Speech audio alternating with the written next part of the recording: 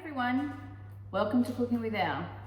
Today I want to show you how to make a healthier version of Spanakopita. This version uses reduced fat feta cheese and light ricotta and a whole lot of spinach and herbs and onion. I am going to make a double batch of this, so the recipe is only for one bag of spinach, which is 500 grams of spinach. But because I'm going to be using one for a meal for this week and then I'm going to put some in the freezer for lunches, I'm going to do a double batch. So let's get cooking.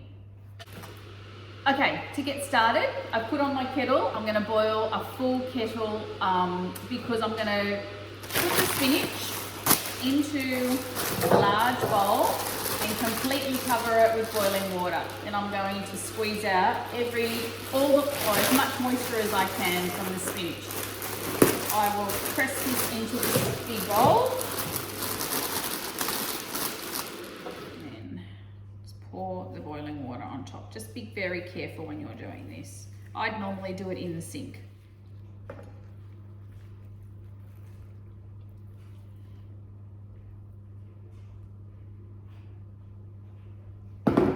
All right, I'm going to use a spoon to push that down as much as I can.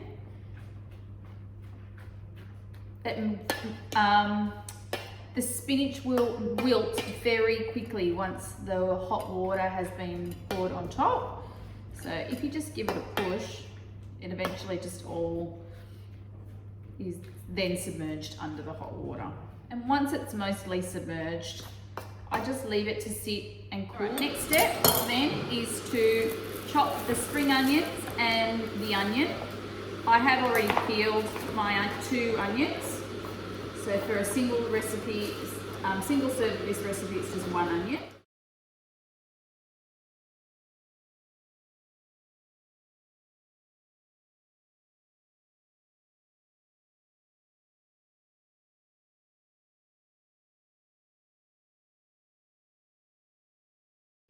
Now I'm going to chop off all the ends. I'm going to go and give them a rinse and clean them up. Okay, so by clean up, I mean give them a rinse under the tap of your sink, and then say for something like that, I just pull off the edge bit if it's a bit dirty or slimy or a bit limp. You don't have to do that, but just make sure the dirt is off there. That's how I clean up. All right, I'm just going to give these a rough chop.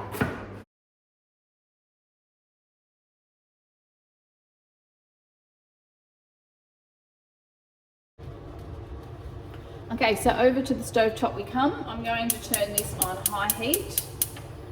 Add just a little bit of salt and a drizzle of olive oil.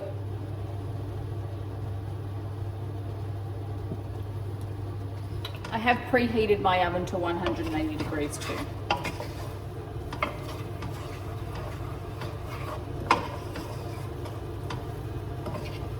Okay, once all the onion is coated in the oil, just leave it and let it sit and give it a little fry. So I have some mint here, which I have cleaned and taken the leaves off the stalks, and I like a lot of mint, so I do add a little extra mint into my Spanakopita.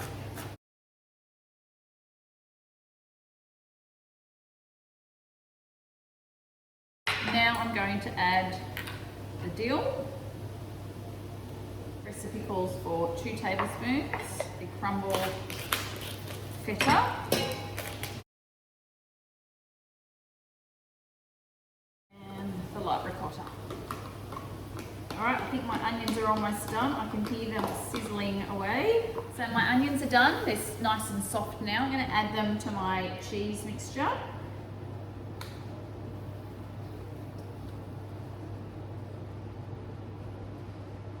Give that a good mix. Then I will add the eggs once this is cooled. Right, so that's mixed around, smelling really good. Then some salt and pepper. Salt pepper.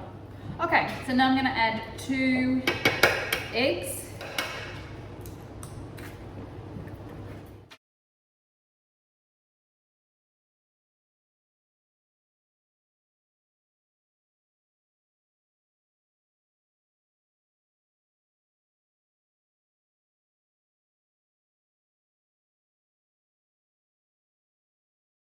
Alright, so now I have squeezed out all the water, or as much water from the spinach as possible. I'm just going to now mix that through the cheese mixture.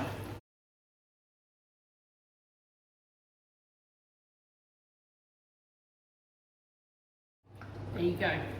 So 3 sheets go on the bottom and 3 sheets on the top. So I will put 1 sheet in, give it a light spray.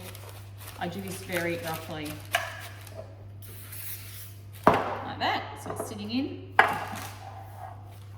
Again,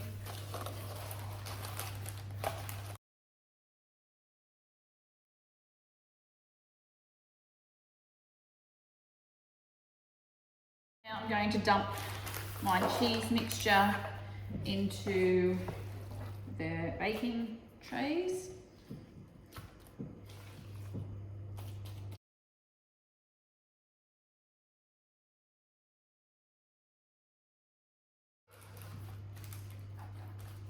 And just press that in to the right to the edges and right to the corners of the tray on top of the phyllo base. And that's what it looks like. Now we're going to cover it with the phyllo. Again, I'm just going to do the same process, which is a sheet on top. Now, with the top layer, it's really important it doesn't go over the edges of the tray. If you make sure it stays in the baking tin or the baking tray, it will be much easier to cut up once it's baked, because the pastry gets very flaky, and if there's pastry creeping over the edges of the baking tin, it gets really tricky to cut up. So that's my tip for the day. Okay, so that's one done. The other one, you could get a little fancy and concertina the pastry with just folding in on each other.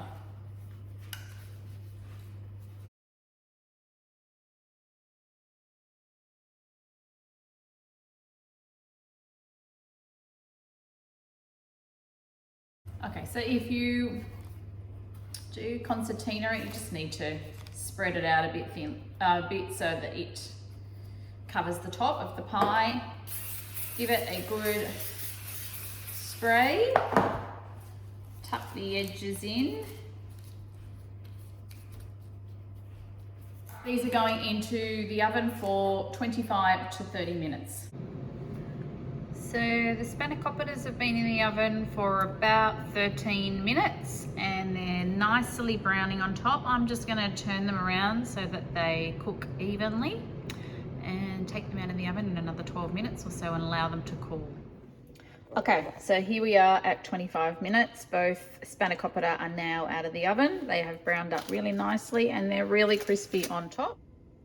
So once the Spanakopita have completely cooled, I slice them up and I freeze them in small containers.